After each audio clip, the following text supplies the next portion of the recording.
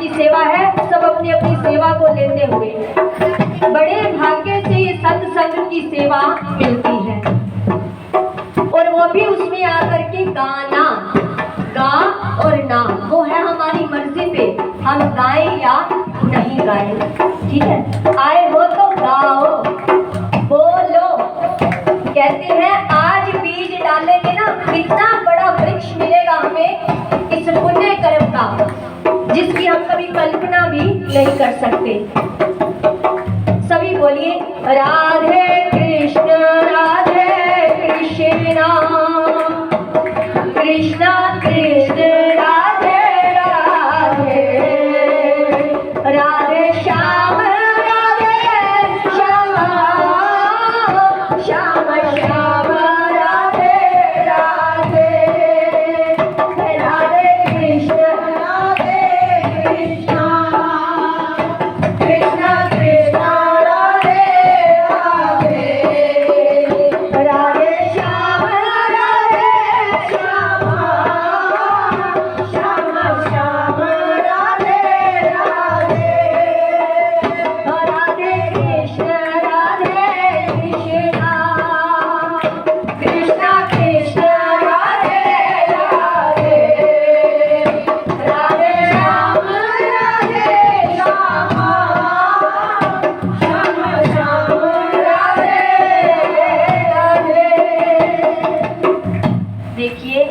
एक ब्रज का बड़ा सुंदर भाव है, बड़ा सुंदर बरसाना का भाव।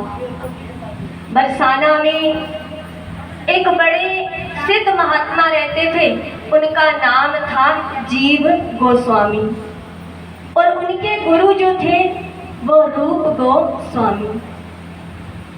तो जीव गोस्वामी जो थे ना, एक बार मधुकरी करके आते थे।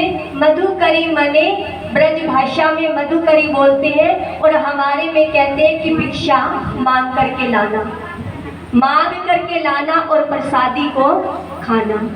समझ आ रही है ना हमारी भाषा? मांग करके लाना, उस प्रसादी को पाना। तो उनका नियम था कि एक बार मांग करके लाना और उसको 3 दिन तक वही प्रसाद पाना, बाकी सारा समय भजन में व्यतीत करना। हर समय राधा राधा राधा, हर समय उनकी जुबान पे राधा राधा रहता था। और एक दिन वो भोजन पा लेते और दूसरे दिन जो रोटियां होती थी ना, वो थोड़ी सख्त हो जाती थी, फिर भी पा लेते उस प्रसाद को। और तीसरे दिन वो तो बिल्कुल ही कठोर हो जाती, पाने के लायक भी नहीं रहती। हम पा सकते हैं? नहीं पा सकते ना। हमें तो ताजा भोजन चाहिए, सुबह भी ताजा और शाम को भी ताजा और दोपहर में भी ताजा। और जितना हम ताजा भोजन पा रहे हैं उतने दिमाग हमारे काम नहीं कर रहे। जब तीसरा दिन आता है ना भोजन प्रसाद पाने का, तो पानी में भिगोते हैं, पानी में भिगो करके उस भोजन को पा लेते हैं। और नित्य नियम से राधा, बोलिए राधा, श्री राधा, हर पल राधा, हर समय राधा। एक बार उनके गुरु ने सोचा कि बड़ा समय हो गया मेरे शिष्य को बरसाना गए हुए, मैं जरा देख करके आऊं कि वो कैसे रह रहा है बरसाना में, और लाडली जी के दर्शन भी करके आऊंगा और अपने शिष्य को भी देख करके आऊंगा। चल पड़े। अब उस समय में फोन भी नहीं होते थे, आज तो हमें पता चल जाता है कि हमारे घर कौन आने वाला है। हम बड़े सुंदर पदार्थ, बड़े सुंदर व्यंजन बनाते हैं, लेकिन उस समय में ये व्यवस्था फोन की भी नहीं थी। उनके गुरुदेव चले और आ गए उसके दरवाजे पे। आए, अब जैसे गुरुदेव आए जैसे आज आपके घर में दरबार लगा है, शायद ये मेरी बिटिया आज फूले भी नहीं समा रही होगी। ऐसे ही वो बड़ी खुशी में झूम उठा कि मेरे गुरुदेव मेरे घर में आए हैं। लेकिन वो बड़ी सोच में पड़ गया कि अरे मेरी रसोई में तो आज कुछ भी नहीं बना हुआ। मैं तो वही आज 3 दिन हो गए, नियम है और मैं मधुकरी मांगने भी नहीं जा सकता। मेरे मन में भाव है कि गुरुदेव को खीर का प्रसाद भोग पवाऊं। मन में मेरे है कि खीर प्रसाद पवाऊं, लेकिन मेरे पास संभव नहीं है, मैं जा नहीं सकता मांगने के लिए। अब गुरुदेव उसके मन की बात को जान गए। कहने लगे, जीव क्या सोच रहा है, जो तेरी रसोई में है ना वही लेकर के आ जा। दोनों गुरु और शिष्य ने उस प्रसादी को पानी में भिगो करके पाया। बिल्कुल सत्य घटना है, बिल्कुल सत्य घटना है। उसी प्रसादी को पानी में भिगोया और दोनों ने प्रसादी को पा लिया। लेकिन उसके मन में भाव यही चल रहा था कि अरे ऐसा संभव होता, किशोरी जी ऐसी कृपा करो, किशोरी जी ऐसी करुणा करो, मेरे मन के भाव पूरे हो जाए। प्रसादी तो मुझे खीर की ही पवानी है। ऐसा सोचते सोचते दोनों अपनी स्नान जो होता है ना सोने की शैया, दोनों वहां पर लेट गए। इतने में दरवाजा खटखटाया किसी ने, तो उनके गुरुदेव कहते हैं, जीव ये दरवाजा कौन खटखटा रहा है, समय तो 11 बज गई है। देखा तो एक लाली खीर का प्रसाद लिए दरवाजे पे खड़ी और कहने लगी, बाबा आज लाली को ये प्रसाद पवाया है, आप ये प्रसादी पा लो। जैसे ही उस खीर के कटोरे को लिया, उनके गुरुदेव कहने लगे, जीव तू इसको जानता है, ये लाली कौन है? कहने लगा, बाबा ये लाली तो हमारे साथ में ही रहती है, बगल वाले घर में रहती है, मैं तो इसको हर समय जानता हूँ। कहते, जीव तू मुझे ना इस लाली के घर तक ले चल। कहने लगे, चलो बाबा। अब जैसे ही लाली के घर का दरवाजा खटखटाया, उसकी मैया बाहर आई, बोली, बाबा कछु चाहिए? बाबा कछु चाहिए? इतनी रात में मेरे दरवाजे को खटखटाया। तो क्या कहने लगे उनके गुरुदेव? कहने लगे, वो लाली कहाँ है जो भोग प्रसाद देकर के आई है, वो लाली कहाँ है? कहते, लाली? लाली को क्यों पूछ रहे हो? आप मुझे बताओ ना, आपको क्या चाहिए? कहने लगे, नहीं मैया, मुझे वो लाली बताओ आपकी कहाँ है। ब्रज में लाली बोलते हैं, बेटी को लाली बोलते हैं। तो कहने लगे, अरे बाबा लाली तो 15 दिन हो गए अपने नाना के यहाँ गई हुई है, लाली तो घर में नाए है।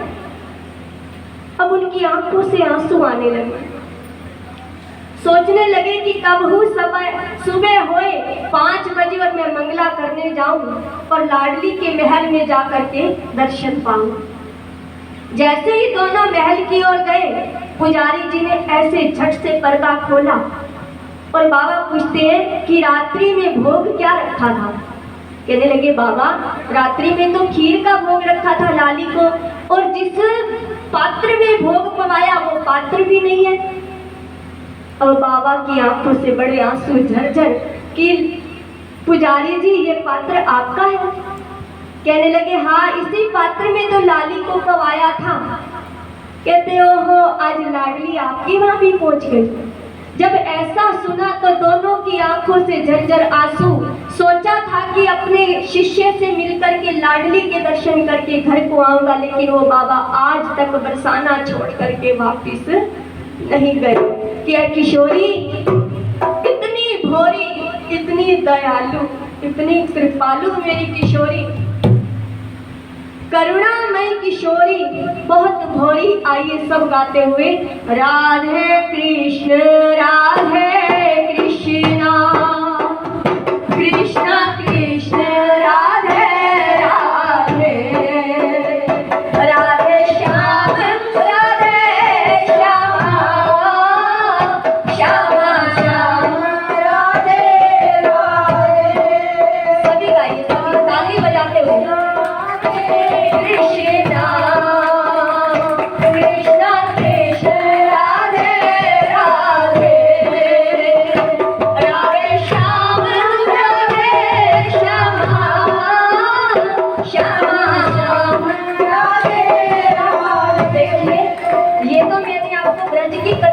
आई, लेकिन एक छोटी सी बात मैं अपनी बीती बता रही हूँ। लाडो मेरे साथ बैठी है पूजा। हम बरसाना जाने लगे ना घर से, इसने भी भोजन प्रसाद बनाया और मंजू ने भी मुझे बना करके प्रसाद दिया कि भीड़ होगी शायद आपको भोजन नहीं मिलेगा। राधा अष्टमी का दिन था, मेरी लाडो ने भी भोजन पैक किया और मंजू ने भी भोजन को बना करके पैक करके हमें दे दिया। हम जैसे ही बरसाना पहुंचे, राधा अष्टमी का दिन था, इतनी लंबी लाइनें थी, 8 किलोमीटर हमें गाड़ी ने पीछे उतार दिया और देखा तो जगह जगह भोजन के इतने पंडाल, कहीं मटर पनीर, कहीं कड़ी कचौरी, कहीं खीर, कहीं आलू पूरी। झट से मेरी बिटिया ने नया टिफिन था स्टील का, उठाया और ऐसे फेंक दिया। वाह मेरी किशोरी, हम रात की सोच के आए थे और तू 8 किलोमीटर से भोजन को तैयार करके बैठी है पूरे महल पर।